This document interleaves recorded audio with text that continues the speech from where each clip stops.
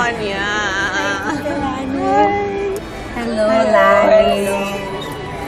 Joanna. Oh, Congratulations! this is it.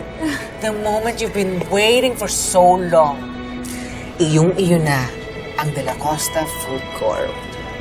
Well, thank you so much, Tita Lani. Kung hindi naman dahil sa inyong dalawa, Tito Charlie, wala ko dito sa kinalalagyan ko ngayon. Oh, naku, don't mention it. Ginawa lang namin ang sa tingin namin ay tama. You look so good. Thank you too.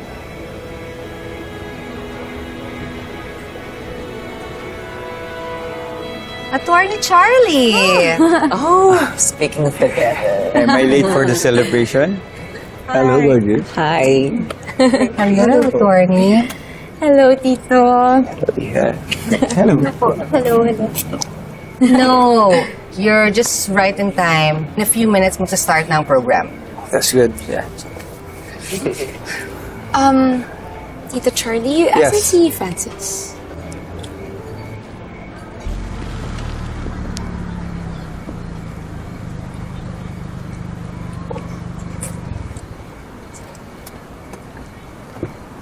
Ina.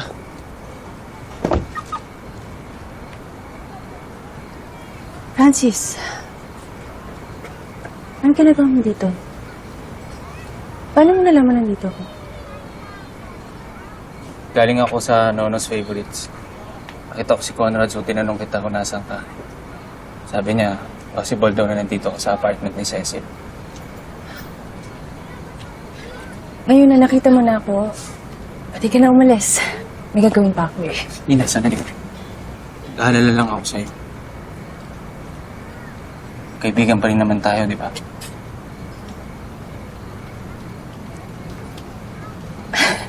Pagkatapos ng mga nangyari, ganun pa rin ba ang tingin mo sa akin?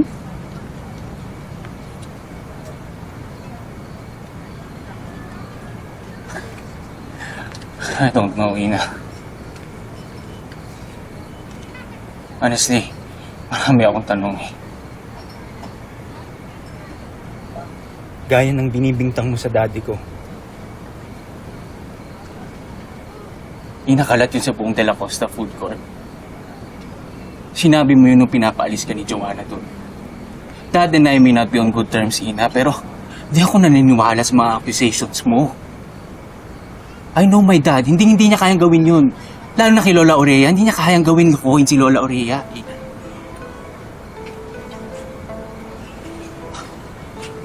Bakit mo ginawa yun? Dad ko'y sinisiraan mo dito. Francis, nagsasabi naman ako ng totoo. Siguro hindi mo pa kilala yung daddy mo. May ginagawa siya behind Rola's back. Siya yung may anomalya sa kumpanya. Siya yung nagnanakaw kay Lola, hindi ako. Teka, sinasabi mo yung totoo. Asan yung proof? Asan yung proof kung sinasabi mo yung totoo, Ina? Hindi ko pa mapapakita sa yung proof ngayon. Pero naniniwala ako doon. Yung sinabi ko kay Lola Aurea, naniwala siya sa akin. Kaya talagang na-manipulate mo na si Lola, Ina. That's why she believes in everything that you say.